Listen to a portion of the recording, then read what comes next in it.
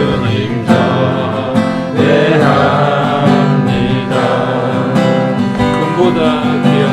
금보다 귀한 나의 주님 내게 만족 주신 주 당신만이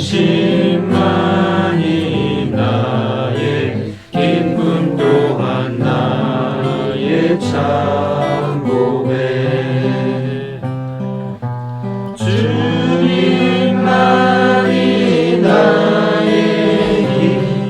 나의 방패 나의 참 소망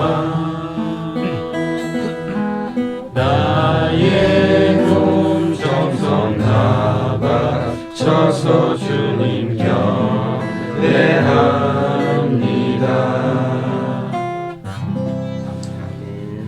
하나님 감사합니다. 오늘도 주님 우리 가운데 주님 함께 해주셔서 감사합니다. 하나님 이 모임이 비록 주님 때로는 주님 아무것도 남는 것 같지 않지만 왜 이 자리에 앉아있지 하는 몸도 피곤하고 여러가지 생각이 있을 수 있지만 이 가운데에도 또 주님이 일하시는 줄 압니다. 또 이 시간을 통해서 또 우리에게 주님께서 또 우리 삶에 필요한 또 주님 말씀을 또 매번 또 주시는 줄 압니다. 이 시간도 주님 부족하지만 주님 저를 통하여서 오늘도 우리 형제 자매들에게 필요한 말씀 주셔서 이 말씀 붙들고 또 다음 한 주간 우리가 살아갈 수 있도록 달려나갈 수 있도록 성령님 도와주시옵소서. 감사하며 예수님의 이름으로 기도합니다. 아멘. 요한복음 4장 147면입니다. 신약성경 10절부터 14절까지 시작. 예수께서 대답하여 가라사대 내가 만일 하나님의 선물과 또 내게 물론 잘하는 이가 누구인 줄 알았더라면 내가 그에게 구하였을 것이요 그가 스스로 내게 주었으리라. 여자가 이르되 주여 물기를 그릇도 없고 이 물은 깊은데 어디서 당신이 생수를 얻겠사옵나이까.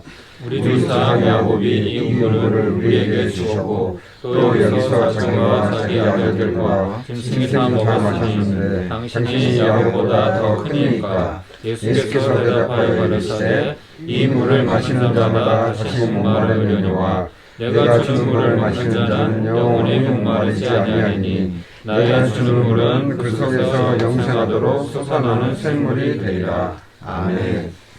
한 군데 더 보겠습니다. 히브리서는 신약성경 뒤쪽에 있습니다. 히브리서 2장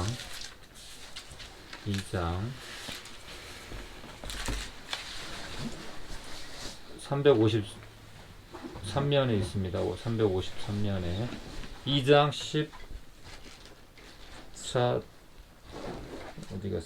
14절 15절 같이 읽겠습니다. 시작.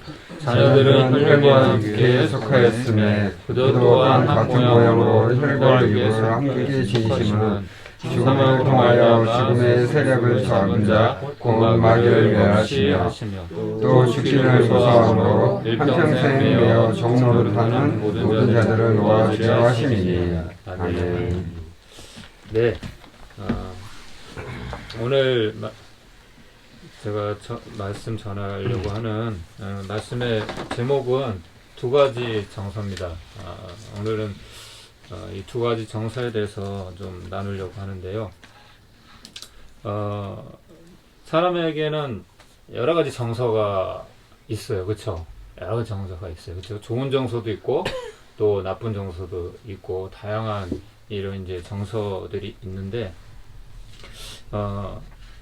예수님을 잘 믿으려면 꼭 필요한 한 가지 정서가 있어요. 그것이 무엇이냐면은 오늘 찬양했다고 한 것처럼 한번 맞춰보세요. 시냇물. 맞아요. 예.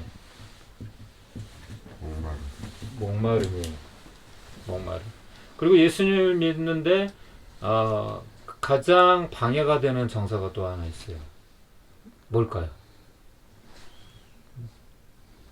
방해가 되는 거? 예, 오늘 히브리서 말씀 읽었던 것처럼 이 정서는 우리가 하나님께 나아가는데 방해가 되는 그런 정서라고 할 수가 있어요. 뭐냐면은 두려움이라는 정서. 예. 이 상반되는 정서인데 목마름은 우리가 하나님께 나아갈 수 있도록 하나님을 만날 수 있도록 도와주는 정서라고 할 수 있고, 반면에 이 두려움이라는 것은 하나님과로부터 거리가 멀어지게 만드는 그런 정서라고 할 수가 있어요. 예를 들면은 아담과 하와가 범죄를 하고 나서 그 얘기는 다 알죠, 그렇죠? 굳이 안 해도 되잖아요, 그렇죠? 범죄를 하고 나서 그렇죠? 아담이 어떻게 행동을 했어요? 선악과를 먹지 말라고 먹었잖아요. 숨었잖아요, 그렇죠? 네. 숨었어요. 왜 숨었죠? 두려워서 숨었어요. 이 두려움이라는 정서는 하나님과 멀어지게 만들어요. 이 두려움의 정서가 왜 나타나는지 알아요? 죄 때문에 그런 거예요. 저도 어렸을 때 학창 시절에 오락하는 거 좋아해가지고 50원짜리 동전 넣고 그래가지고 거기 한참 빠진 적이 있어요. 근데 이제 용돈은 없고, 그래서 아빠 지갑에서 돈을 떼서 쓴 적이 있어요, 몇 번. 그러다가 죽도록 맞았지만 나중에 걸려가지고. 근데 그 아빠 지갑에서 내가 몰래 돈을 훔치면요, 내 안에 두려움이 있어요. 두려움이 생겨요. 왜 그럴까요? 죄 때문에. 죄를 지었으니까. 예. 누가 얘기하지 않아도 자기 스스로가 그 죄를 지은 그 죄책감 때문에 두려움이 생기는 거예요. 그러니까 사람은 누구든지 양심이 있는 사람이라면 기본적으로 죄책감으로 인해서 두려움이라는 정서가 발동을 하게 돼요. 그래서 그 두려움 때문에 내가 자유롭지 못해지게 되는 거고, 정직하지 못하게 되는 거예요. 근데 만약에 그것이 쌓이고 쌓이면, 제가 처음에 10,000원짜리 하나 이렇게 아빠 지갑에서 빼서 썼을 때 그때는 두려웠어요. 근데 그냥 지나가더라고요. 아무 얘기 없이. 모르는 건 줄 알았어요. 그 다음에 모르는구나. 안 걸렸어. 그래서 또 빼서 썼어요. 몇 번을 그렇게 썼어요. 나중에 죽도록 이제 걸려가지고, 몰랐던 게 아니라 알고도 한 번은 용인을 해줬던 거죠. 담대해지는 거야. 그러니까 이게 무서운 게 뭐냐면요, 죄를 짓고 그 양심이 아직 이 느껴질 때는 내가 이러면 안 되지 할 때 돌이킬 수 있는 기회예요. 예? 돌이킬 수 있는 그 양심이 말을 할 때는, 양심이 작용을 하고 있을 때는 내가 돌이킬 수 있는 기회가 있는 거예요. 근데 그게 자꾸 반복이 되면은 양심이 무마가 돼버려요.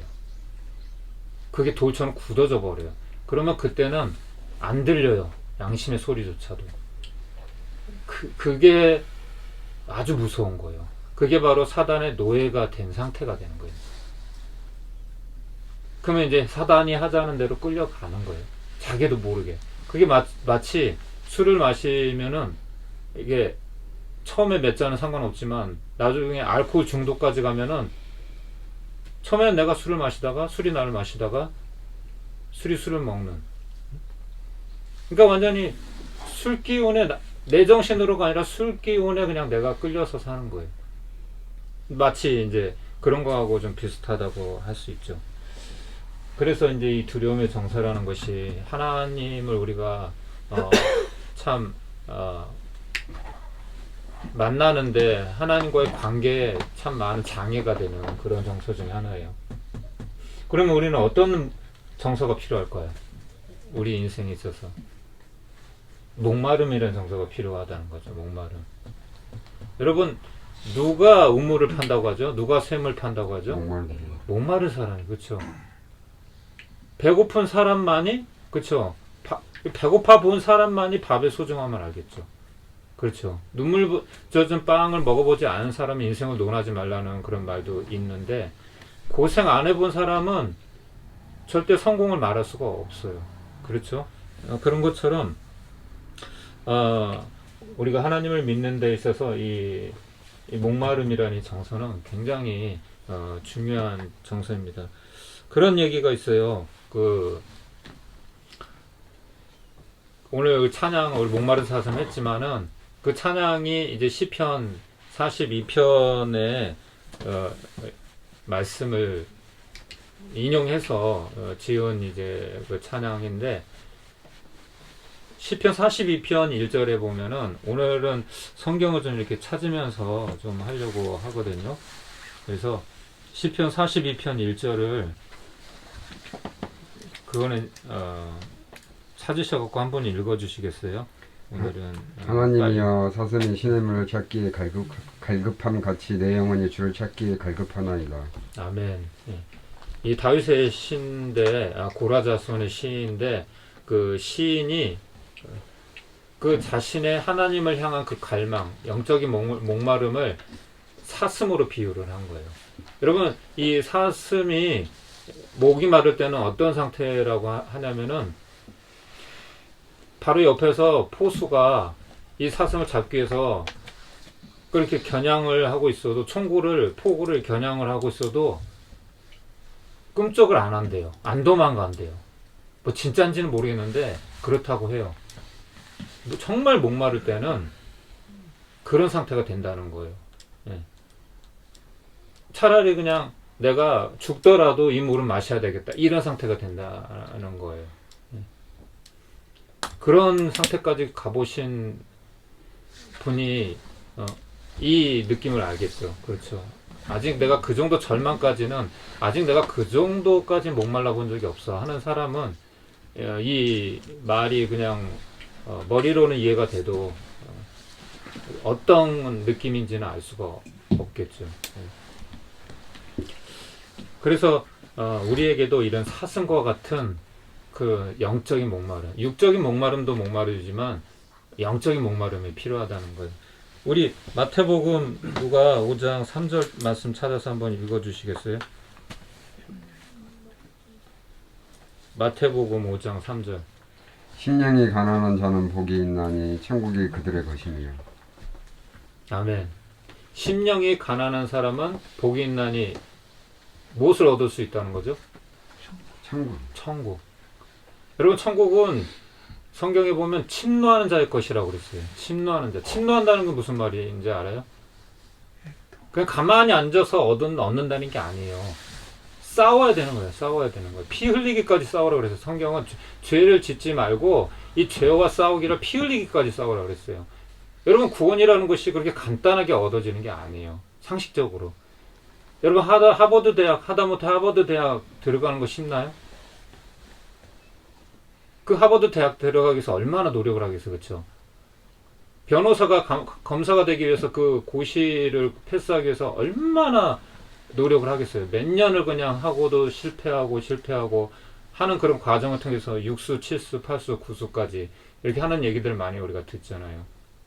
하물며 우리가 영생을 얻는 이 천국에 들어간다는 것이 그렇게 그냥 공자왈 맹자왈 해가지고 대충 그렇게 기도해가지고 교회만 왔다 갔다 해가지고 들어간다고 하면 그거는 정말 불공평한 일 아니겠어요? 그 좋은 천국에 들어가는데, 물론 우리는 믿음으로 구원을 얻습니다. 그거는 은혜예요. 그렇죠? 행위가 아니라 우리가 무엇을 했기 때문에, 그렇죠? 내가 착하게 살았기 때문에, 내가 기부금을 많이 냈기 때문에 그래서 구원받는 건 아니에요. 그렇죠? 성경은 그렇게 얘기하지 않아요. 오직 믿음으로 그래요. 믿음으로. 그렇죠? 하지만 믿음의 열매, 행위에 내가 믿었다면 거기에 대한 어떤 변화는 있어야 되는 거죠. 그렇죠? 그렇잖아요, 여러분. 내가 어떤 죄인이 죄를 지어가지고 감옥에 들어갔어요. 근데 이제 그 형량을 다 끝내고 출소하게 됐어요. 그러면 그 전과 생각이 같아야 돼요, 달라야 돼요? 달라야죠. 그렇죠? 두부를 먹고 손을 씻었다고 하면 내가 그 전과 같이 똑같이 살 수는 없는 거죠. 그게 달라진 거잖아요. 그렇죠? 예수를 믿었다고 하면 말로만 믿는 게 아니라 내가 뭔가 달라진 게 있어야죠. 똑같은 두 사람, 한 사람은 예수님 믿는 사람이고 안 믿는 사람이에요. 근데 안 믿는 사람들이 봤을 때 예수님 믿는 사람을 보면은 뭔가가 안 믿는 사람과 다르긴 다르구나. 이렇게 돼야지. 뭐야? 뭐 어떻게 구분을 해? 세상 쫓아가는 거 똑같고 연예인 좋아하는 거 똑같고 뭐 다른 게 없는데? 그 뭘 교회만 왔다 갔다 한다고 해서 말로만 예수 믿는다고 해서 그 사람이 예수 믿는 사람인가요? 아니죠. 성령의 열매가 있어야죠. 빛과 소금이 되라고 했잖아요. 그걸 보고 이 사람이 역시 예수 믿는 사람은 다르구나. 역시 예수님의 제자는 다르구나. 교회 다니는 사람들은 뭔가 다르구나. 왜 지금 교회가 욕을 먹고 있어요? 이 어려운 때 왜 교회가 타겟이 되는 거예요? 교회가 과거에는 빛으로 역할을 할 때가 있었어요. 빛의 역할을. 그래서 세상은 교회를 따라갔어요. 교회만이 소망이라고 생각하고 정말 교회는 다르구나. 뭔가가 다르구나. 근데 지금은 그렇게 생각하지 않아요. 교회가 더한다 그래요. 타락한 거예요. 빛이 지금 꺼져가는 거예요. 희미해졌어요. 그러니까 세상이 교회를 욕하는 거예요. 아니, 교회 예수 믿어도 소용없구만. 그러면 어떻게 복음이 전파가 되겠어요? 오히려 교회 가서 위로를 얻고 힘을 얻으려고 했던 많은 사람들이 교회를 떠나가요. 왜? 교회에 소망이 없는 거예요. 마지막 줄을 붙잡기 위해서 교회로 왔는데 교회마저 세상 사람들과 다르게 말하는 거나 생각하는 거나 사는 거나 다른 게 없어요. 그냥 지식으로는 그냥 성경에 대해서 너무 많이 알고 있는데 삶은 뭐 그렇게 크게 다른 게 없어요. 똑같이 성공 추구하고 내 만족 추구하고 미워하고 시기하고 원망하고 불평하고 운전해도 개떡같이 운전하고 양보 한 번도 안 하고 뭐 다른 게 하나도 없어요. 그러니까 교회가 오히려 손가락질을 받고 욕을 먹는 거예요. 우리 프리포이 사역자들은 정말 말과 행동이 달라서는 안 돼요. 우리가 구제하고 선교하고 기도하는 사람들인데 정말 이것이 그냥 가식적으로 보여서는 절대 안 된다는 거죠. 그러기 위해서는 내가 이 머리로만 알고 있어서는 안 돼요. 말로만 해서는 안 돼요. 내 삶이 그 사람들에게 보여져야 되는 거예요. 물론 우리가 사역하다가 좋은 일 하십니다. 칭찬도 받고 격려도 받고 그런 일들이 있지만 거기에 우리가 휘말려서는 안 돼요. 우리는 항상 목표가 예수 그리스도가 돼야 돼요. 내가 되면 안 돼요. 예수님이 어떻게 살았는지, 예수님이 나에 대해서 어떤 대가를 지불하셨는지 그거를 기억하고 살아가야 되는 거예요. 우리의 표대가 바로 예수 그리스도가 돼야 되는 거예요. 그러니까 이것이 우리가 예수님 죽어서 천국에 갈 때까지 이루어져야 돼요. 그러니까 우리는 이 구원을 갖다가 이렇게 표현을 하잖아요. 이미 구원받았지만 아직 완성은 되지 않았다. 그 이미와 아직 사이에 우리는 살고 있는 거예요. 그러니까 마치 운동하는 선수가 페이스를 어제는 성적이 좋았는데 오늘은 성적이 안 좋고 이럴 수가 없어요. 그러면은 좋은 성적을 낼 수가 없어요. 이 꾸준히 해야 돼. 꾸준히. 이 마라톤 선수가 페이스를 꾸준히 유지해야지 좋은 성적을 얻을 수 있고 결승전까지 들어갈 수 있는 거지. 이 페이스를 지키지 못하면 중간에 탈락할 수밖에 없는 거거든요. 그래서 오늘 사마리아 여인에 대해서 우리가 너무 잘 알잖아요. 사마리아 여인에 대한 얘기. 사마리아 여인은 인생을 실패한 여인이에요. 루저라고 우리가 흔히 얘기하는 루저라고 할 수가 있어요. 이 여인은 무슨 이유인지 남편이 6번째예요. 예. 뭐 정확한 이유는 모르겠지만 어쨌든 남자 없이는 살 수 없다는 거 이 정도면 그렇죠? 여러분 중에는 나는 이것도 없으면 나는 리치 없으면 나는 삶에 의미가 없어. 뭐 이럴 수도 있고 난 담배 없으면은 난 그래도 이거 식후땡 뭐 이 정도는 내가 있어야 내가 그래 삶에 의미가 좀 있고 숨쉴만 하지. 내가 예수만 믿어가지고 내가 뭐 목사도 아니고 선교사도 아니고 내가 어떻게 그렇게 살아? 나도 사람인데. 아니면 어떤 사람은 돈에 얽매인 사람도 있고 어떤 사람은 뭐 남자친구 여자친구요. 그게 뭐겠어요? 이 여자가 이렇게 남자 없이 사는 것처럼 남자 없이는 살 수 없다고 하는 것처럼 내가 지금 하나님 말고 다른 것 중에서 나한테 지금 꼭 필요한 거 아니겠어요? 그렇죠? 이 여인도 이제 그런 거였어요. 목마름은 있는데 육적인 목마름만 있는 거예요. 영은 죽은 상태예요. 하나님과 멀어져 있으니까. 예. 그냥 본능적으로 배고프면 먹고 졸리면 자고 이런 인생인 거예요. 인생은 그렇게 살다가 끝나는 인생으로 지음받지 않았어요. 우리 인생은 절대. 우리가 어떤 존재예요? 육적인 존재인 동시에 영적인 존재예요. 영의 기능은 뭐냐면, 영의 기능은 하나님을 우리가 아는, 하나님을 예배하는 기능이에요. 하나님을. 그러니까 육적인 본능은 우리가 그냥 육적인 욕구에 따라서 이렇게 사는 게 그렇지만, 그래서 성경에도 육은 육이고 영은 영이라고 그랬어요. 살리는 것은 영이니 육은 무익하니라 이렇게 말씀하셨거든요. 성령을 따라서 살으라고 했거든요. 그냥 괜히 한 얘기가 아닐 거 아니에요. 육체의 소욕을 버려라. 성령을 따라 살아라. 술 취하지 말라 이는 방탕한 것이니 오직 성령의 충만함을 얻으라. 그냥 얘기하는 거 아니거든요. 이유가 다 있어요. 우리는 난 영적인 거하고 나는 거리가 멀어. 나는 그냥 이 정도 그냥 예수 믿고 그냥 평범하게 사는 것만 해도 충분해. 이렇게 생각할 수 있지만 성경은 그렇게 얘기하지 않아요. 기준점을. 예. 우리 기준이 이만큼 그냥 우리 수준이 낮다고 해서 그래 하나님이 그래 넌 그 정도만 해도 넌 천국 올 수 있어. 절대 그러지 않아요. 우리 수준이 이 성경의 이 기준점에 올라와야 돼요.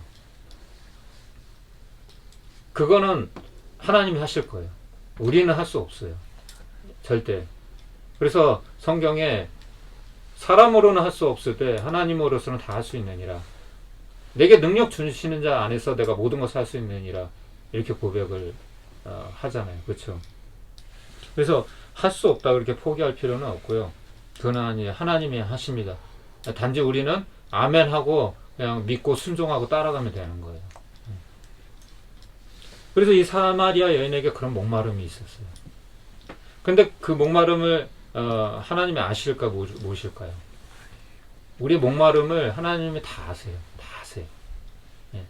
그 때와 그 시기는 우리가 알 수 없지만 하나님은 다 우리에게 찾아오셨어요. 이미 찾아오신 부분도 있고 아직 하나님은 우리 동훈이 형조차는 아직도 그렇게 나는 믿고 싶은데 믿어지지 않아 이렇게 얘기를 하지만 다 때가 있다고 저는 생각을 해요. 어쨌든 이 사마리아에는 이때가 바로 그때였는지도 모르죠. 바로 예수님이 찾아오셨어요. 그래서 너 목마르지? 응? 너 이 우물 마셔봐야 너 잠깐만 그 목마름 해결되고 또 목마를 거야. 너 남편이 5이나 있는데 6번째인 너 지금 그 남편도 네 남편 아니잖아. 너 뭘 위해서 사니? 너 인생의 목적이 뭐니? 너 그렇게 네가 원하는 거 남자 없이 못 살겠다고 6번째로 남자를 갈아치웠는데 너 만족 없잖아. 응? 그래서 주님이 이런 말씀하셨잖아요. 수고하고 무거운 짐진 자들아 다 내게로 오라. 내가 너희를 쉬게 하리라. 주님이 우리 인생의 무거움을 아신다니까요. 우리 인생이 지금 고통 가운데 어려움 가운데 힘든 가운데 있는 걸 아세요. 우리 거리에 노숙인 분들이 그 어려움이 있는 가운데 있는 걸 아세요. 그러니까 우리를 보내시는 거잖아요. 그게 어떻게 우연이에요. 그렇지 않다는 거죠. 우리를 감동시켜서 우리를 보내시잖아요. 그분들은 포기하지 않으신 거라니까요. 하나님은 이 땅에 어떤 인생도 포기하지 않으세요. 예. 그래서 주님은 우리를 찾아오세요. 우리를 찾아오세요. 그래서 너 힘들지? 너 이 물을 마시면 잠깐은 괜찮을지 모르지만 내가 주는 물을 마셔야 너 영원히 목마르지 않아. 그랬을 때 사마리아 여인은 이분이 그리스도시구나. 이분이 하나님이시구나 하고 인생의 정말 자기의 근본적인 그 문제의 답을 찾은 거죠. 그랬을 때 어떻게 행동을 했냐면 자기가 이고 왔던 물을 뜨러 왔던 항아리를 버렸어요. 그거는 그 여자에게 전부였어요. 그 항아리는.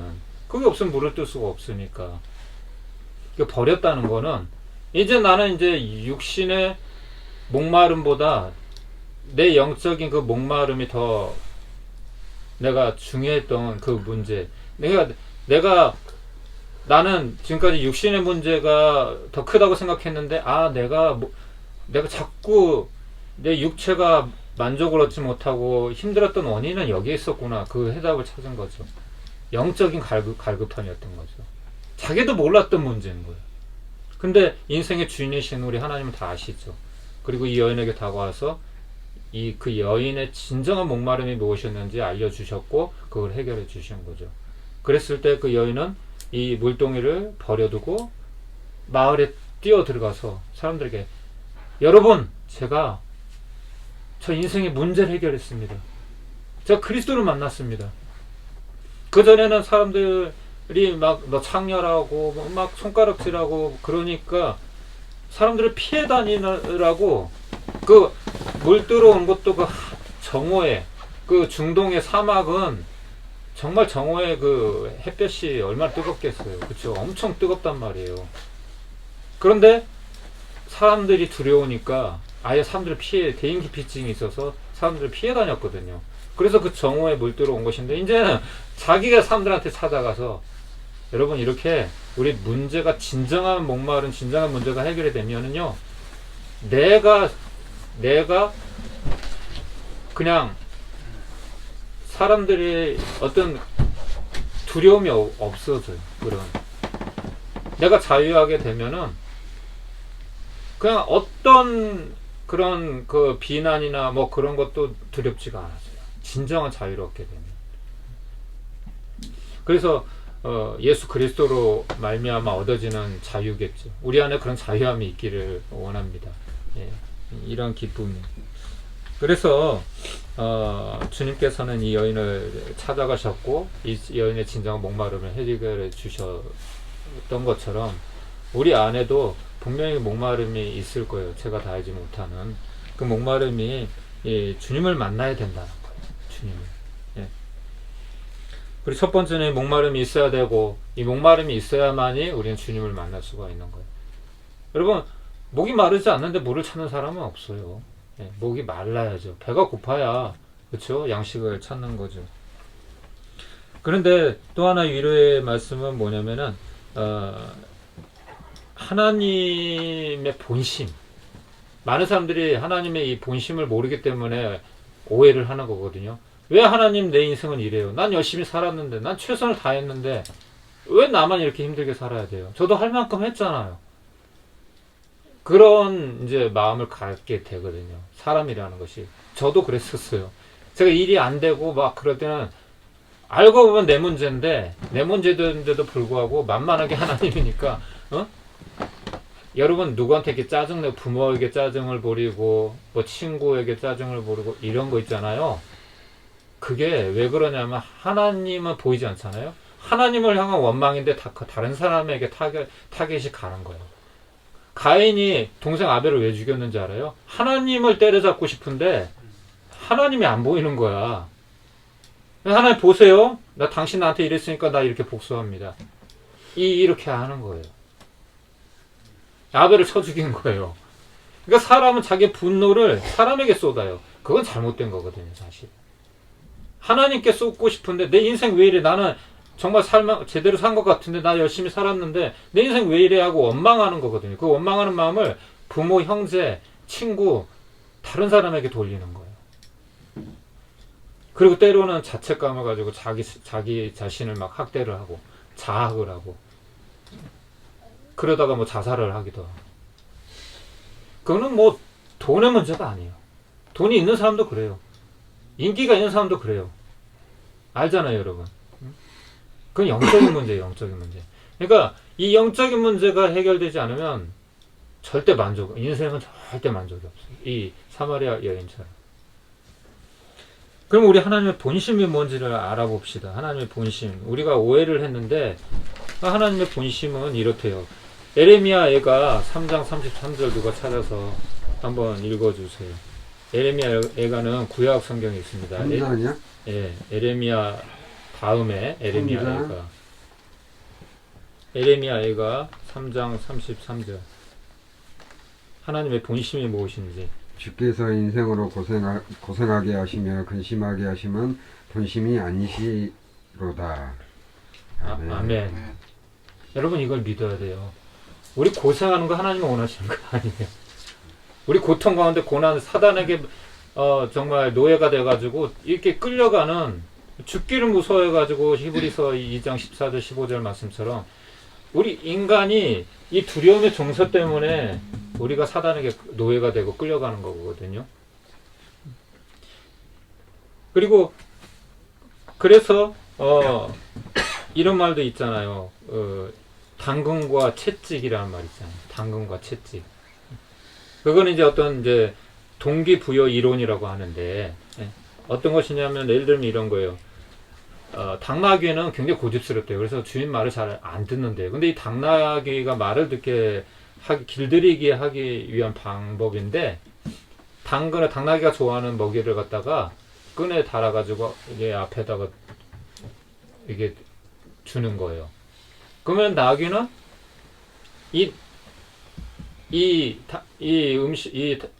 당근을 먹기 위해서 앞으로 가겠죠. 그러면서 동시에 채찍으로 엉덩이를 막 이렇게 때린다고 하더라고요. 그러면 당나귀가 앞으로 간대요. 예. 때리기만 해서는 고집 세서 안 가고, 자기가 좋아하는 그 당근을 가지고 유혹을 하면서 그렇게 채찍을 가하면 간다고 하더라고요. 그러니까 이게 어떤 그 보상과 처벌이잖아요. 그렇죠. 이 아이들 교육 방법 중에 하나거든요. 이게 교육 이론 중에 하나인데, 아이들을 교육하기 위해서는 그냥 무조건 윽박지르고 그냥 뭐라고 하면 해서는 안 된다. 적당하게 잘한 거에 대해서는 칭찬도 해줄 수 있고, 또 잘못했을 때는 또 야단도 좀 이렇게 치고, 이거를 적당하게 해야 된다 하는 그런 교육 이론 방침이에요. 이걸 갖다가 마귀가 참 잘 활용을 해요. 처음에는 마귀가 너 내가 이거 줄게, 너 내 말만 잘 들어, 이러다가 어느 정도 되면 이제 말을 안 듣거든요. 그러면 그때는 너 그런 식으로 해, 두려움을 주는 거예요. 무서움을 주는 거죠. 그렇게 해가지고 이 마귀가 노예를 부릴 때 그렇게 한다고 하더라고요. 주인이 노예를 부릴 때 무조건 야단만 치면은 탈영할 수 있고 도망갈 수 있으니까 힘만 들면 적절하게 또 보상도 해주고. 그러니까 우리가 그렇게 이 히브리서에는 뭐가 이제 두려움으로 작용하냐면 죽음이라는 거예요. 인간은 가장 큰 두려움의 정서 중에 하나가 죽음이에요. 죽음. 누구나 죽죠. 그렇죠? 이건 진리잖아요. 그렇잖아요. 죽는 거는 피할 수가 없는 거예요. 뻔히 언젠가 죽을 거라 알면서 지금 죽긴 싫은 거예요. 사람은. 이렇게 죽기는 싫은 거예요. 근데 사람은 언젠간 죽거든요. 이 죽음을 두려워할 필요가 없는 건데, 이거를 이상하게 이용을 해가지고 사단이 너 자꾸 그러면 너 자꾸 실패하게 만들 거야. 이런 어떤 두려움의 정서를 가지고 공격을 하는 거예요.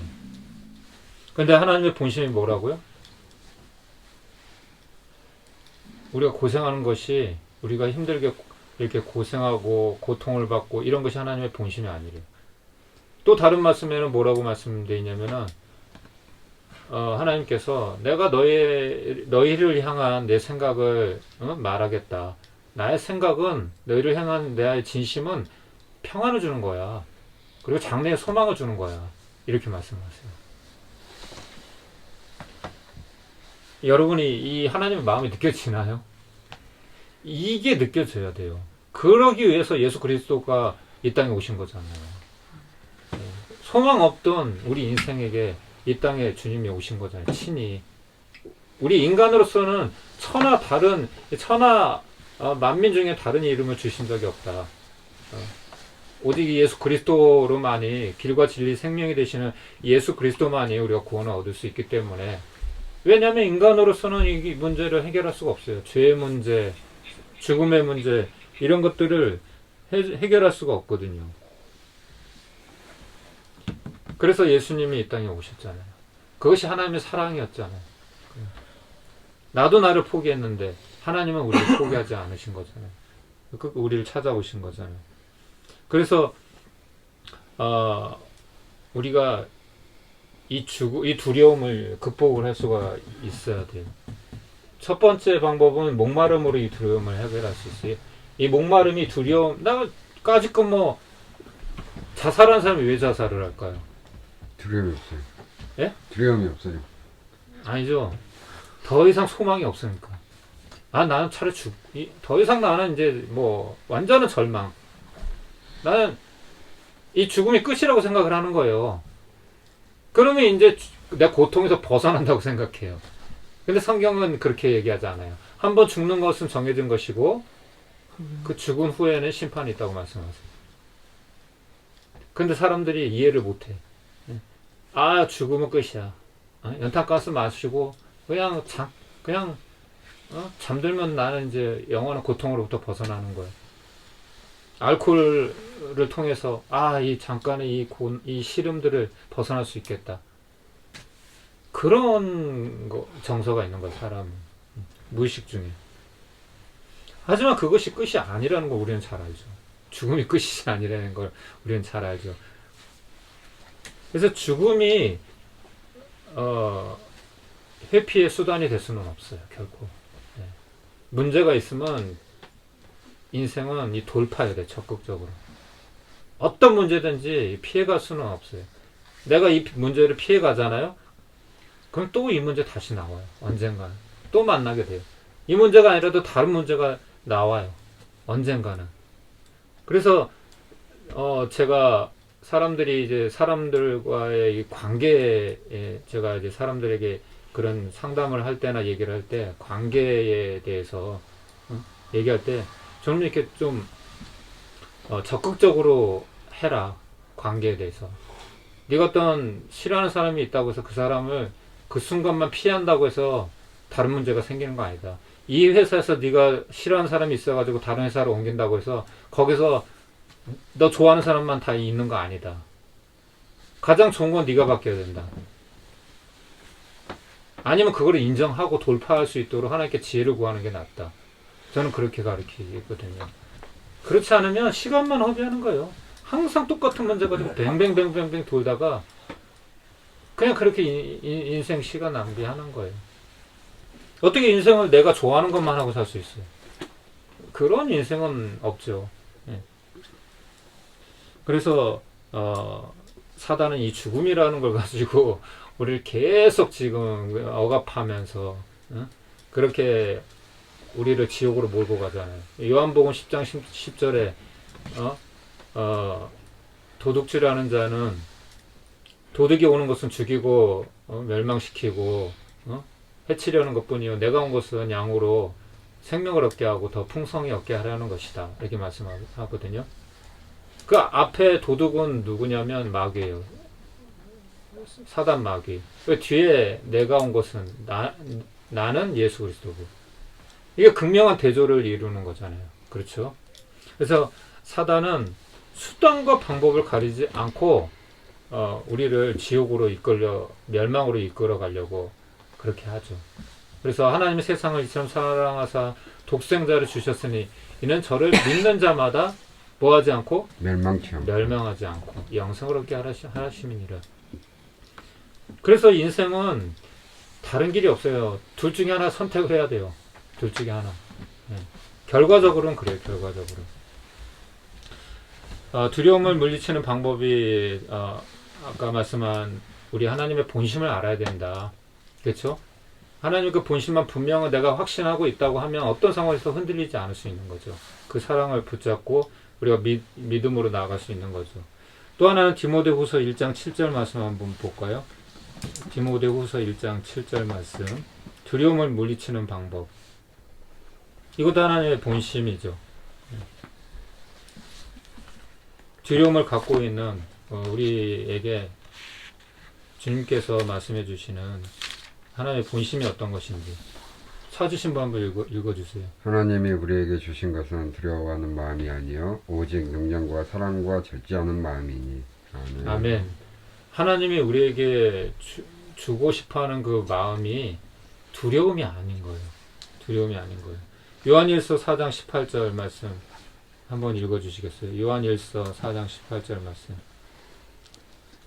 다른 분이 한번 읽어주세요.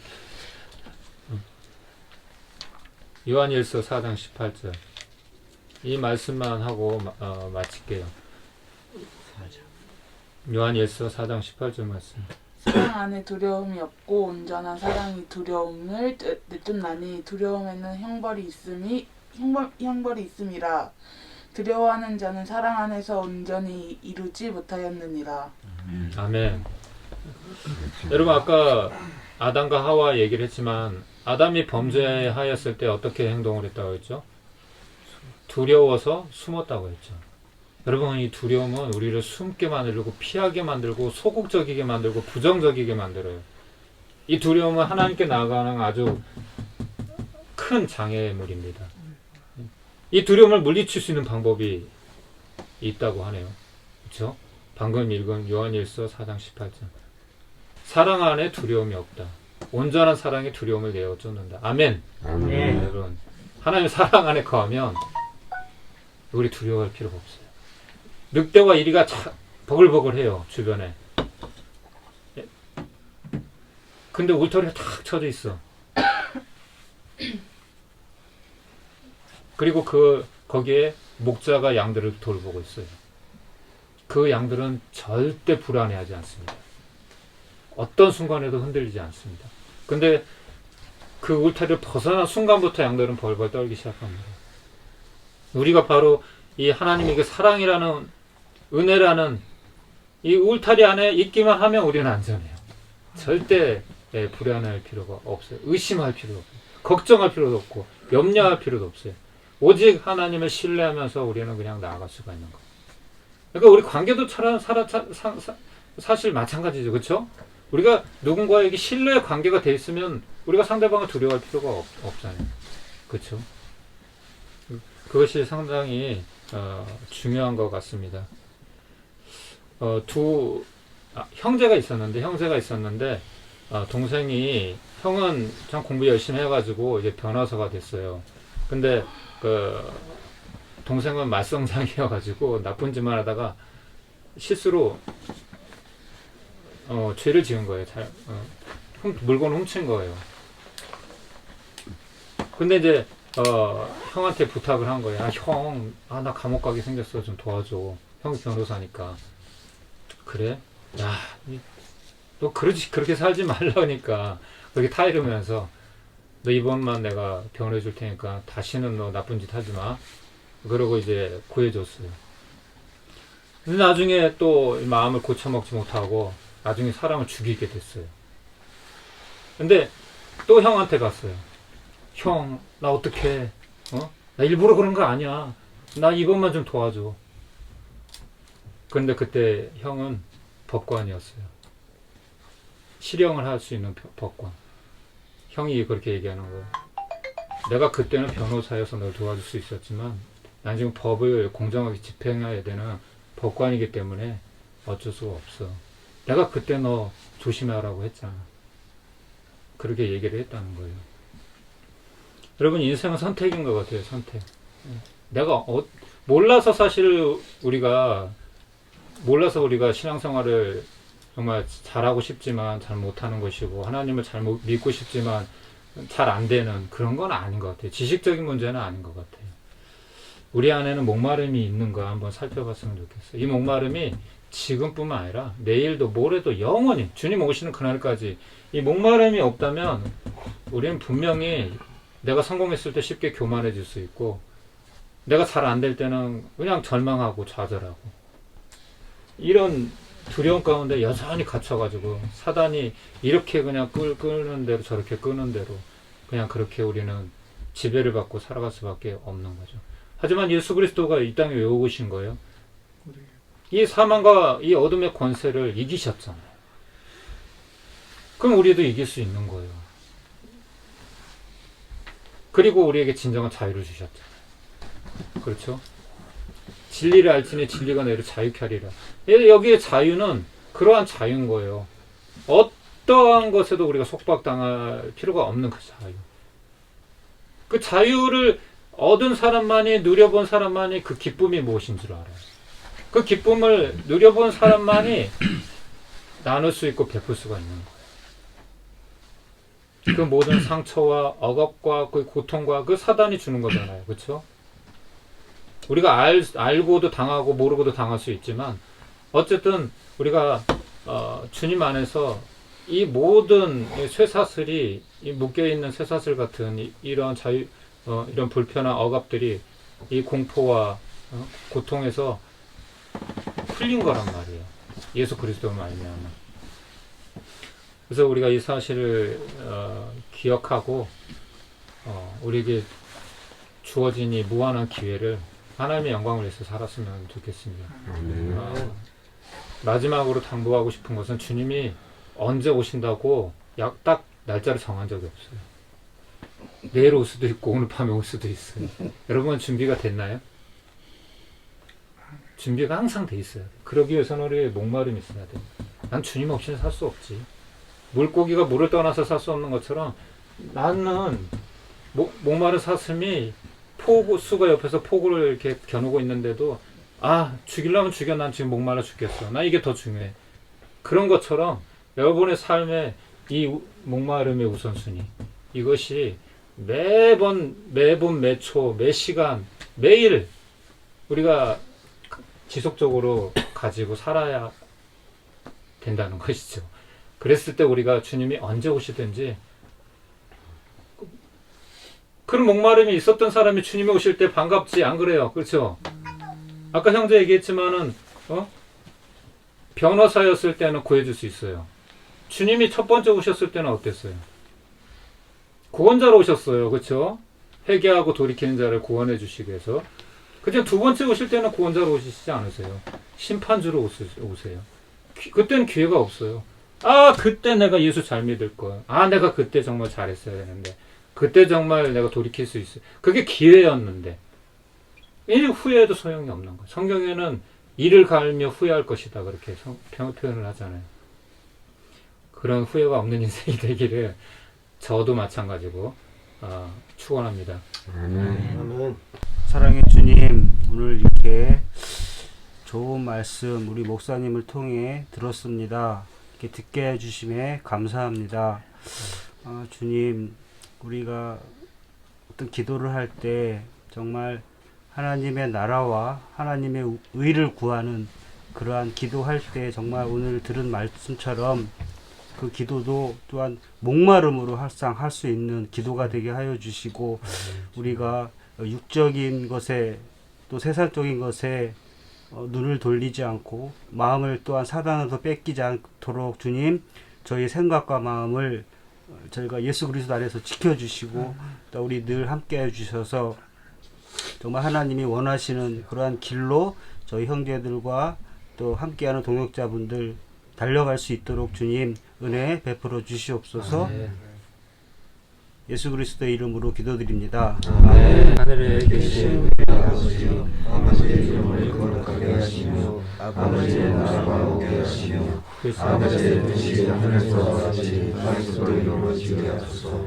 오늘 우리에게 일용할 양식을 주시고 우리가 우리에게 잘못한 사람을 용서하여 준 것 같이 우리 죄를 용서하여 주시고 우리를 시험에 빠지지 않게 하시고 악에서 구하소서. 나라와 권능과 영광이 영원히 아버지의 것입니다. 아멘. 아멘.